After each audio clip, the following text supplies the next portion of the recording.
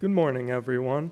My name is Jacob Hake Figge. I use he, they pronouns, and I was asked to give a reflection on choosing a career in an environmental field and embracing the possibility of making a positive change. I've worked in and around conservation and botany for most of my adult life, and I currently work managing and restoring roadside prairies. I wish I could tell you that working in an environmental field was some deep-seated drive I have had since childhood, but that's just not true. In reality, it was a quirk of fate that even made me aware this field existed. My name was quite literally pulled out of a hat for a summer job at my local National Wildlife Refuge. I can tell you, once I knew working outdoors and in nature was an option, it was what I wanted to do. From that first summer on, I haven't really looked back, and I can't imagine being satisfied with another type of work. Pursuing an environmental career means embracing the unknown. It is a wonderful feeling to come home each day and feel like I actually did something to make a difference, but there is an inherent amount of uncertainty in the field. Most people who work in conservation end up moving wherever they can find work, and sometimes, as we saw last year, that work can be ripped away from them in an instant due to changing political whims. I continued down this path because I believe we are meant to share this planet with its other denizens, not dominate them, and I couldn't think of a more worthwhile cause to dedicate my life to. But I am not here to give you a biography or to pat myself on the back. I am here to talk about hope and the potential for action.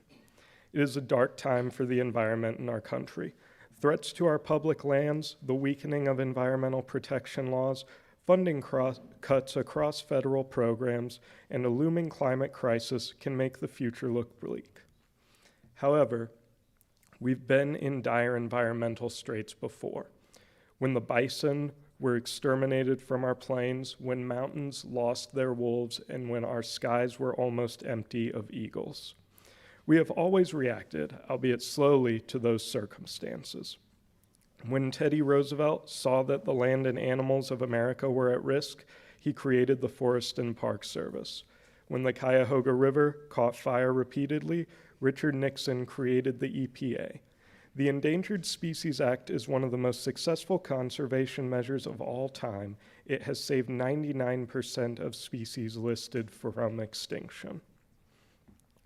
I will be honest, it is hard sometimes to see the state of the world and feel that I am not doing enough.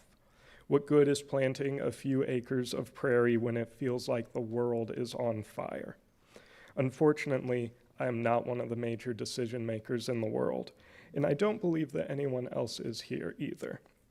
So I try to remind myself that I am doing what I can, and that it is the cumulative effect of people doing what they can all across the world that can make a difference.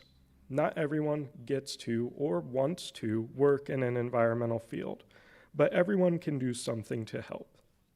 You can work with any of the nature-oriented groups at this church or volunteer with your local county conservation board. You can donate to conservation groups, especially groups that are doing work in your own community, like the Iowa Natural Heritage Foundation, the Conservation Corps, and the Nature Conservancy. Most importantly, and for the parents and grandparents in this room specifically, if you do nothing else, take your children to the outdoors. Take them to the prairies, the forests, the wetlands. It does not particularly matter where. But that is how we get out of the mess we are in now. By raising a generation that has learned to value the natural world for more than just the resources we can extract. Because, in the words of the Lorax, unless someone like you cares a whole awful lot, nothing is going to get better. It's not. Thank you.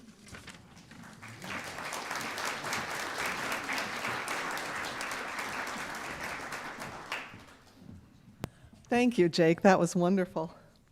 I want to talk about embracing possibility as well, when facing the impossible especially, and the unexpected outcome that can happen when our hearts and minds are open. Everyone probably knows this story. In 1968, a senior chemist at 3M was attempting to develop a super strong adhesive for the aerospace industry. He failed. Instead, he created a unique adhesive made of tiny, pressure-sensitive microspheres that held surfaces together but could be easily pulled apart without leaving residue. Another 3M scientist was frustrated because his bookmarks kept falling out of his hymnals at church. He realized that chemists' adhesive could create a bookmark that would stay in place and not damage the paper. They named this little product the Press and Peel, but names do matter, don't they? It went nowhere. Then they came up with the name Post-it Notes, and we know the rest of the story, right? About that same time, the first Earth Day on April 22, 1970, was designed by a senator and a university student as a teach-in on college campuses to bring environmental issues into the national spotlight. 20 million people participated in that teach-in that day, and it brought together and united a fractured niche environmental movement into a massive, bipartisan, and politically influential force. Doesn't that sound wonderful in these times? This led directly to a decade of major environmental regulation, the establishment of the Environmental Protection Agency, the Clean Air Act, the Clean Water Act, the Endangered Species Act, and more. And several significant environmental solutions have emerged from serendipitous discoveries, accidental findings in the laboratory or field that were later harnessed to solve pollution, waste, and ecological issues. In 2016, researchers at the University of Portsmouth were studying a bacterium found in a recycling center. And Katie, you will like this. They accidentally engineered a variant that can break down common plastics into their original components in days rather than years. Here's another. Scientists were designing an aeration system to prevent oxygen depletion in canals and realized that a curtain of air bubbles across the canal acted as a barrier to floating plastic without blocking the passage of fish or boat traffic. It is now used on rivers and canals to catch plastics before they reach the ocean, reducing marine pollution. And this leads me to our wonderful Dare to Dream campaign, which is embracing possibility big time. Our Green Sanctuary designation as a church has guided us from the beginning to embrace the possibility of remaining true to our covenant to care for the earth and the interdependent web of life.